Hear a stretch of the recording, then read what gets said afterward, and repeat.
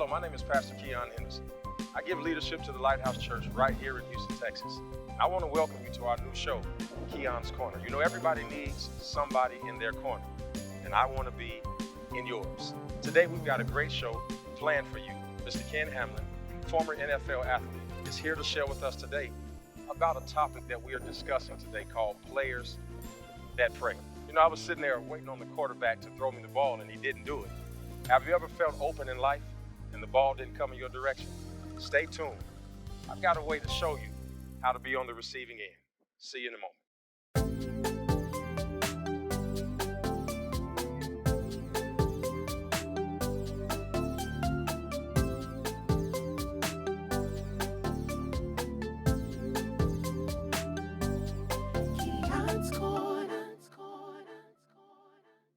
Hello, everybody. My name is Pastor Keion Henderson, and welcome to Keon's Corner.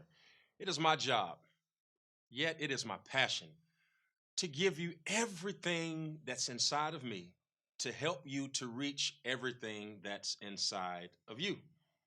You know, recently I was looking in the mirror. I was trying to find my way to a scar that I had on the left side of my face, and I began to realize that in the mirror I could see to about the jawline. I could not see any further than that. And then I realized that every one of us has a blemish, a scar, if you will, some sort of imperfection that is somewhere on our anatomy. And guess what? You're going to need somebody outside of you to help you find it. And that is why I am here. We created this show, Keon's Corner, because everybody needs somebody in their corner, and I want to be in yours. You know, today's show is going to be extraordinary. It's going to be phenomenal, and you're going to have an opportunity to meet somebody who spent some years in the NFL as a career, and maybe you're not athletically inclined, and this show is in no way about introducing you to athletic ability. It's about using his story to help you find your success, because some of us are faced with the daunting task of trying to make the shot, if you will, with the weight of the world on your shoulder. You know, some of you all are trying to make ends meet, and your check is shorter than what you need to do. And some of you all have mortgages and rents and car expenses and children and all those things that life continues to throw at you like a football. You're trying to figure out, how can I juggle it all? How can I catch it all? What am I going to do? I don't want to drown. I don't want to go under. I don't want to quit. I don't want to give in. That is why I am here with you today. I'm going to help you to balance your world. I'm going to help you to find some agility, to find some common ground so that you are not so frustrated by what life is throwing at you today. I've got Mr. Ken Hamlin today. His story is going to rock your world. When you hear what he's been through and what he overcame and what he is now doing, you're going to say, I can do all things through Christ, Jesus, who gives me strength. Let me tell you something. As we get ready to go into the show, I want you to put your thinking cap on. I want you to get rid of all of your distractions. Put the kids to bed. Turn the TV off. Get off of social media. Give me the next 30 minutes of your life, and I promise you, we're going to change it for the better. God bless you. Let's go at it together. We're going to continue in our topic about players that pray. And we've got special guest, Mr. Ken Hamlin, here today, who has spent a great amount of time in the National Football League. And Ken, I want to tell you right up front, I tried to do what you did for a living. I did all about 5 minutes, went out there, thought I was a star, tried out for the football team, wasn't very good. I tried out for freshman team, I just barely made it. Got out there, ran a couple of routes, got hit one time, and then the Lord spoke to me and said, this is not what you're supposed to do.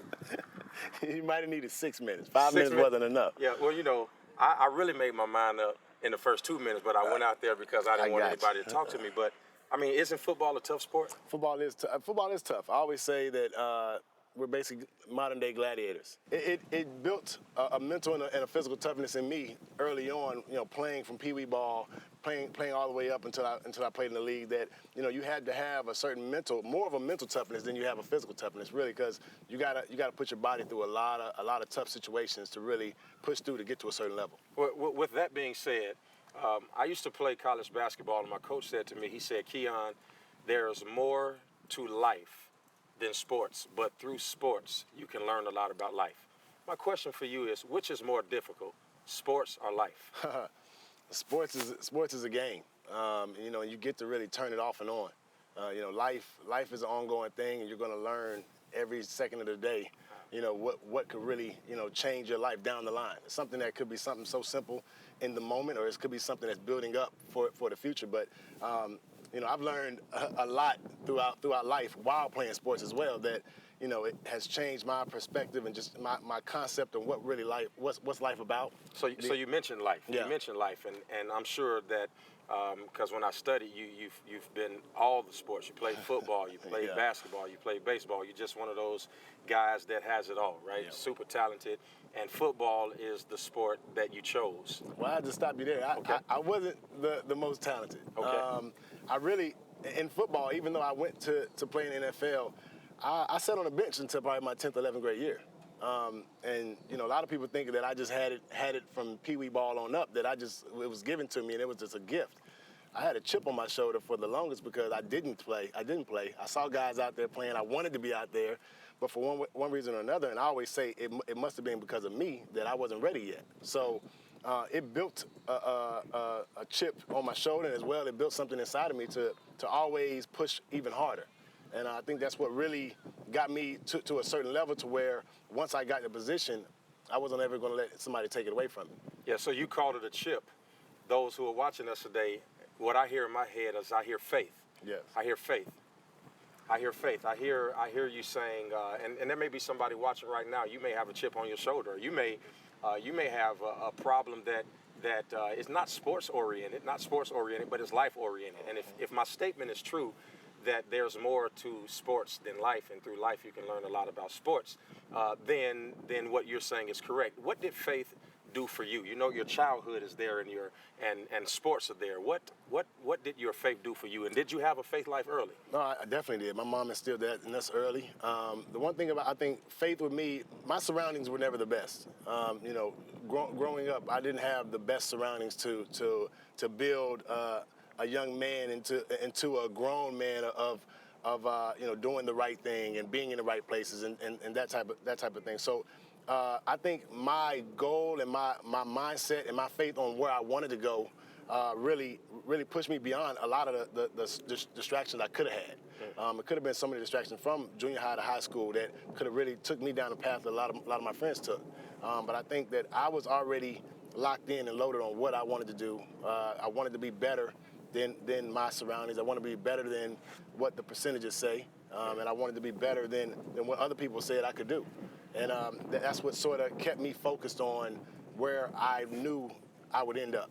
Well, so football is a game, right? You said Definitely. that. Life is not. Life is serious. But you learned a lot through football. Definitely.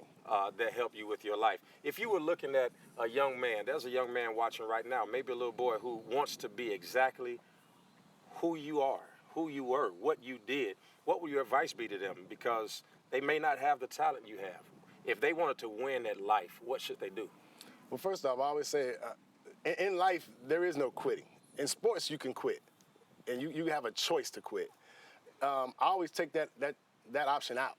There is not an option to quit, because it's a decision. You want to get started with something, you need to finish it. And I always say, well, if you start something, you finish it, and you finish it strong. So for people who want to have the goal, the charade, all the parades and everything that comes with sports, you got to go through a lot of tough and a lot of unknown situations that people don't see. People don't see the practice. People don't see the grind in the off season. People don't see all the other stuff you got to get, really do to get to where you want to be. They only see the shine behind it. So Absolutely. I understand whatever. There is a grind to everything. There is a price you got to pay to everything. Yeah. And it's a sacrifice you got to pay to as well. And there's a story in the Bible where there's a young man by the name of David. And David had a similar situation like Ken. See, his father had about 8 sons, and all of the sons were in the house, and all of them were on the team. They were starting. But David wasn't invited to practice. He wasn't invited to the game. He was left out in the field. But he had to struggle, and he had to struggle. And yet today we sing his psalms. That's singing about the shine. But what we didn't see is how David had to grind in the field, and how he had the scent of sheep on him, and how he was left out of his father's lineup to be a part of it. And I want to say to somebody watching today that God doesn't have to find you in front of the line to put you in front of the line. That you can be on the B team, that you can be on the bench, that you could not even be considered and reach the apex of sports. And so that's an encouraging word for somebody who's sitting out there today. When you come out onto a field, everybody is cheering and clapping. Listen, it's almost like worship. Yeah. Everybody stands up, everybody lifts their hands. You're a man of God, you're a man of faith. How did you differentiate? How did you focus on making sure that you didn't take the applause as worship, and making sure that you kept God at the forefront of everything? Well, you know what? Every time that I went out of a tunnel, the very next thing I did was pray. Wow. Because first off, I know that I wouldn't be where I was and where I am now if it I was. almost got to stop you, because he just said something that should have just blew your mind. Every time he came out of a tunnel, the next thing he did was pray. I don't know who you are, don't know where you are at this moment. I know you may be in a tunnel. The most important thing for you to do is, after you come out of that tunnel, no, let's scratch that. While you're in that tunnel, let's make sure that you're praying. The Bible says, pray without ceasing. Man should always pray and never cease. I didn't mean to interrupt, but I just felt like somebody just needed to know that in that tunnel, they needed to pray. Definitely. I mean, and you know what? The tunnel, the one thing I love about coming out of a tunnel, you can be coming out of a tunnel to a lot of cheering and praying and praise, or you can be coming out of a booing. Wow. The one thing I love is I love both of them, because I mean, regardless of the fact, you gotta find the positive out of all of it. You got to find a positive. They want you to do it's not anything personal. It is a game still. But they want you to do bad, or they don't like you because of the certain situation. But at the end of the day, they're gonna respect you. Yeah, Paul said, I've learned to be content in whatever state I'm in. And to every person who's facing boos or who's facing cheers, just know that you can win. You had a strong support system, I heard it, and maybe not a traditional support system. I think people are going to be interested in how you answer this question. Tell us about the people who supported you in your faith walk and journey. Well, yeah, I was in a predominantly, for the most time of my high school and junior high life, I was in a single parent household, but I was living with my dad and not my mom. And my mom had to leave the relationship with my dad because it just wasn't the right situation for her to be in. And I understood that. I understood that she had to make sure that she was getting herself right. And so I stayed with my dad, but my mom was always there. Didn't matter what she had to do. She made sure that she was still in my life. And she really supported me from afar because she couldn't come back into that relationship. So I think that, one thing that I learned was her toughness. And I really grew from her toughness.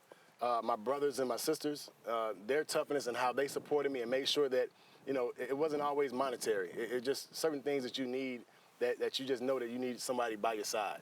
And I went through a lot of ups and downs, whether it be in high school, college, and in the NFL, that made me, respect the game, respect my life, and respect my family even more. Yeah, my life was the total opposite of yours. My mother went to everything. Yeah. My father went to nothing. I played high school basketball, college basketball, middle school. He's never come to a game. And I used to think that there was something wrong with me. Did you ever feel any insecurity about the absence of your other parent in that situation? Well, the craziest thing is that my dad, I lived with my dad, and the support wasn't there. And so wow. that sort of can throw a wrench in a lot of different things, because you're feeling like you're there with them, that you have some type of bond. The reason that a lot of the sports that I played, is because, first off, to stay out of any type of trouble on the streets or anything else, but, it wasn't, we didn't have a relationship at the house. Wow. When I come home, there is no communication. There is no, type of, sit-downs with dad and, father-son times like that. That wasn't existent. So, sports was my getaway. My high school coach was my getaway. He was like my second dad. And so, I found support in so many other ways. My mom, she would try to get to as many games she could. But I could look up in the stands, and it got to the point where you don't even look up in the stands anymore. because you know who's there and who's not there. So like I said, I got immune to some of that, to where it wasn't even, it definitely bothered me, I believe, but I just tried to block it away and tried to find the positive in what I could find it in. Yeah. Well, let me say to somebody out there who may be in the game of life and nobody's in the stands cheering for you. Let me tell you, there is a friend that sticketh closer than a brother. And you may not hear it, but there is a God who's stooping over the balcony of heaven, and he's cheering for you. I want to ask you a question that possibly would reach into the area of memory, because I have learned that people are not connected by their happiness. In most instances, people are connected by their pain. I was sharing with some people the other day that the Mothers Against Drunk Drivers, they all have a similar pain. Their sons or their daughters have been victimized by someone of that nature, or maybe a domestic abuse situation, or perhaps Alcohol Anonymous. There are all of these things where people are connected because of pain. Somebody at home has had the pain of not having a parent. Somebody at home has had the pain of a career that possibly ended before they wanted it to. There's somebody at home that has been in your situation, maybe not your category, but your situation. How did prayer help you to deal with your life? Oh, there's so many times, and I can think of one now when I was actually in the NFL, and coming home from a game, and ended up being in a total. I mean, I basically almost lost my life after a game, and celebrating a win with family and friends, and you end up being in a place you think is okay, but it's not okay. And the guys that were there, they felt a need to want to do something to me. So I left that situation in an ambulance with a fractured skull, with a broken hand, blood clots. I mean, so much different things that I didn't even know the seriousness of it, because I was unconscious. And you start hearing the stories of what actually happened, and how do you go from playing a game that you love and really enjoying that night and winning and having everything going positive, to the night all of a sudden turning bleak and turning to where you don't know what the next step is. So that was a career-changing, a life-changing moment, to where it was. I always say that, sometimes people need a wake-up call. Yeah. And sometimes it might be subtle, or sometimes you might need to get knocked down. And that was my knockdown wake-up call, because I might not have been going in the right direction. I might have been doing things, I was successful, but I wasn't handling it the right way. And that was my wake-up call, and mine needed to be a little bit more blunt, a little bit more serious than what others might have been. Everybody needs a wake-up call. And this conversation, for some of you, it may be a wake-up call. We don't know what you're going through. We don't know what you're dealing with, but we know that you've got pain. We know that you are at the intersections of life. And we know that sometimes life doesn't always deal us the cards that we would like to be dealt. But we also know that all things work together for the good of them that love the Lord and are called according to his purpose. I want to know, because everybody who plays sports, they're not leaders. I used to be the captain of our basketball team. That's a lot of weight. It's a lot of weight. Some guys come ready to play, some guys don't. The hardest part about being a leader is that when things don't go right, the coach comes to you. I suspect you were a leader. I suspect that you were a leader on and off the court. Tell us about the dichotomy of how you were able to maintain leadership both on and off the field. One thing on the field, you have to find a way to address different people. Well, just the group in different ways. You got to break it down, because you might take it one way if I address you the way that I should be addressing him, and he might take it away if I'm supposed to address him a different way. So just understanding the way that I'm supposed to really approach someone to get the same result is what I tried to learn, and really I try to just be straight up and real as I could, because if they understand that I'm coming in from the heart and not trying to be personal and really take it to another level, then they understand that I'm trying to get one thing accomplished, is us getting better. And for us to come together and for us to just be closer as a group. So is leadership a heart thing? Because I just heard you say coming from the heart. Is leadership a heart thing? I believe it is. That's why, like you said, everybody can't do it. Because everyone isn't going to have that approach. Everyone isn't as genuine. Everyone doesn't have that type of that type of feeling of wanting to, have to. First off, you got to lead by example, but at the same time, to actually bring somebody else up. So everyone doesn't want to have that type of responsibility and that weight on their shoulders. Well, listen. Thank you so much for coming today. I mean, you've been a remarkable guest, but I can't let you leave without letting you know that you can't do nothing with me out here. I may not have played football, but I got skills, so I want to challenge you. We got to see what that 5 minutes do. I don't know. No, I'm going to get my 6 minute right now. You said give him 6 minutes. I'm going to give it to him right now. So I am going to challenge Mr. Ken, the NFL great, to, well, you tell me. What's the drill? Because I don't know none of it. Well, you know what? I always tell you whatever, me playing DB, we always had to go backwards before we go forward. Okay. So, we can do a back pedal drill to really see just how well balanced you really are. I mean, it's something simple, but it's something a little difficult. I mean, you ain't said nothing. Let's go, man. Just the way I like to work. You stood up kind of like you gonna hurt me out here, man. I don't want no problems with you. Let's go. Let's do it. Definitely. We'll see y'all on the field.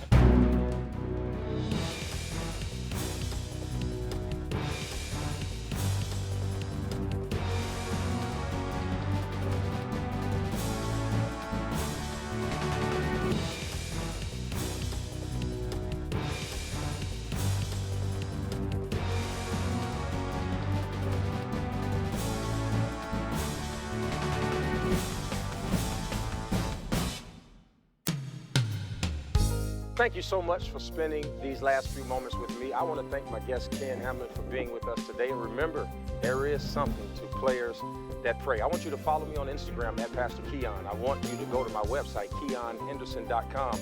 And we've got an awesome conference, Destiny Conference. You don't want to miss that because I want to help you to get to the place where your desires and your destiny meet at the intersection called life.